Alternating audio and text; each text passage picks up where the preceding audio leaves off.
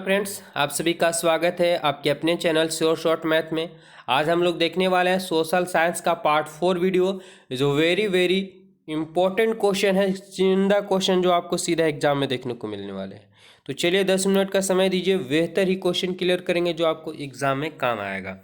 Question है पहला कि भारत में 1977 में हुए आम चुनाव में किस पार्टी को बहुमत मिला था। यानी आपको याद रखना होगा कि जब 1977 में आम चुनाव हुआ था उसमें किस पार्टी को बहुमत मिला था, कौन सा पार्टी जीता गया था।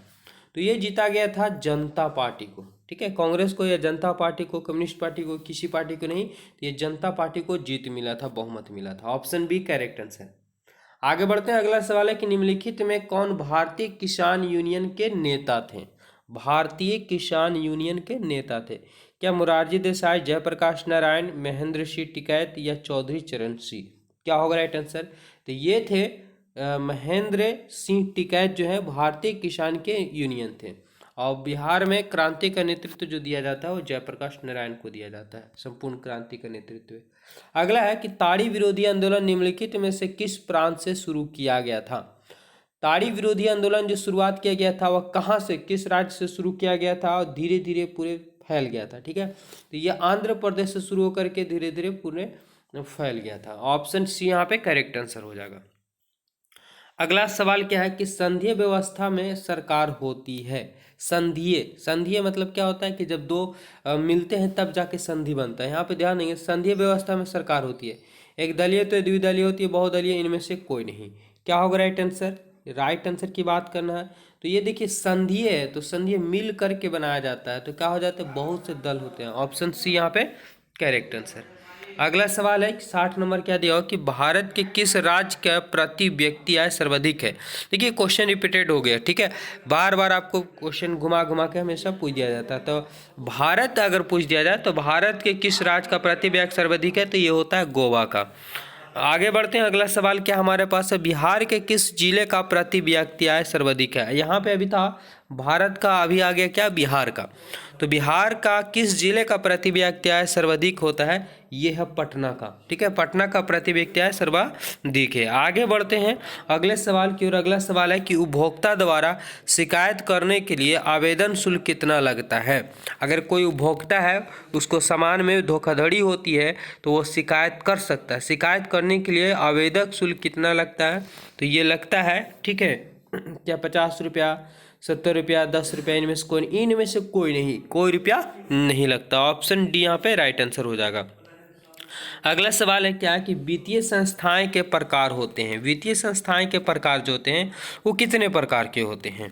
5 होते हैं, 4 होते हैं, 3 होते हैं, 2 होते हैं। तो वित्तीय संस्थाएं के जो प्रकार होते हैं ये होते हैं 2। ठीक है, ऑप्शन यहाँ पे डी करेक्ट आंसर हो जाएगा। अगला सवाल क्या हमारे पास है कि बिहार का कौन सा क्षेत्र बाढ़ग्रस्त क्षेत्र होता है। देखिए इससे पहले पूछ दिया गया था बिहार का कौन सा भाग जो है वो बाढ़ग्रस्त होता है। ये कि यहाँ पे पूछ दिया, खाली वही क्वेश्चन को थोड़ा सा घुमाया कि बिहार का कौन सा क्षेत्र बाढ़ग्रस्त क्षेत्र है। तो ये बाढ़ग्रस्त क्षेत्र जो उत्तरी बिहार है, उत्तरी बिहार हमेशा लगभग हर साल बाढ़ यहाँ पे आते रहता है।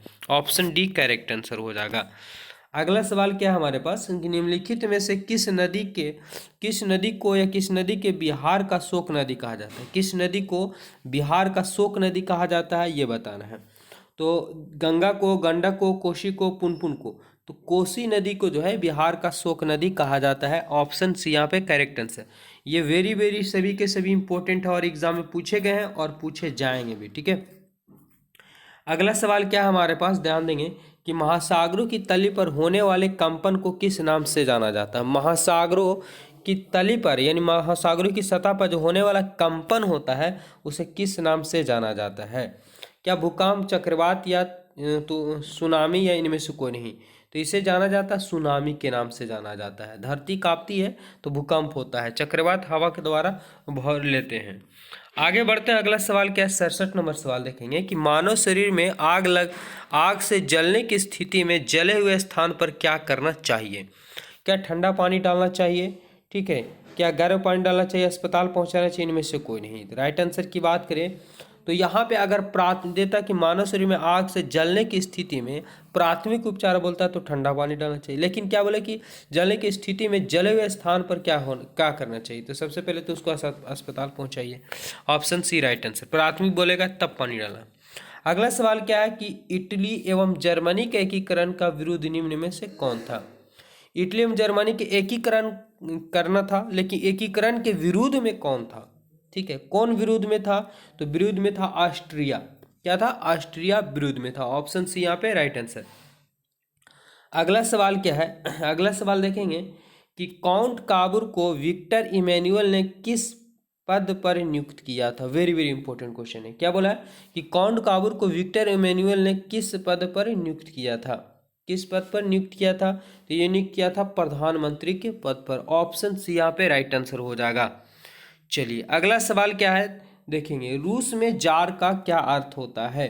तो रूस में जार का जो अर्थ होता है ये पार्ट 1 वीडियो में ही आ चुका था, रूस का सम्राट होता है। ऑप्शन डी करेक्ट आंसर हो जाएंगे।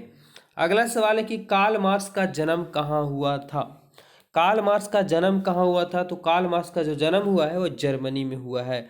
ऑप्शन बी करेक्ट आंसर हो जाएंगे। अगला सवाल है कि वल्लभ भाई पटेल को सरदार की उपाधि किस आंदोलन के दौरान दी गई थी। वल्लभ भाई पटेल को सरदार की जो उपाधि दी गई थी वो किस आंदोलन के दौरान दी गई थी, तो ये दिया गया बरदौली के आंदोलन के समय दिया गया था। ऑप्शन ए यहाँ पे करेक्ट आंसर हो जाएगा। अगला सवाल है कि रंपा विद्रोह कब हुआ था। क्या है, रंपा विद्रोह कब हुआ था, ठीक है, तो रंपा विद्रोह जो हुआ था वो हुआ था 1916 ईस्वी में। रंपा विद्रोह कब हुआ, 1916 ईस्वी में। अगला सवाल है कि लंदन में अनिवार्य प्राथमिक शिक्षा कब लागू हुआ। Very very important question. London में अनिवार्य प्राथमिक शिक्षा कब लागू किया गया, ठीक है, कब लागू किया गया था, तो ये किया गया था 1870 ईस्वी में। ऑप्शन डी करेक्ट आंसर हो जाएगा। और ये पार्ट 4 का लास्ट क्वेश्चन है, मेजनी का संबंध किस संगठन से था। तो मेजनी का संगठन जो है कार्बोनारी संगठन से, जो पहला क्वेश्चन इस पार्ट 1 का था। तो इस प्रकार से 4 पार्ट में हम पूरे 75 क्वेश्चन क्लियर किए हैं। इसके बाद अगला जो मॉडल सेट होगा वो क्लियर होगा, साथ ही साथ साइंस का और मैथ का। तो हमारे चैनल से ज्वाइन कीजिए। धन्यवाद। वीडियो को लाइक कीजिए, शेयर कीजिए।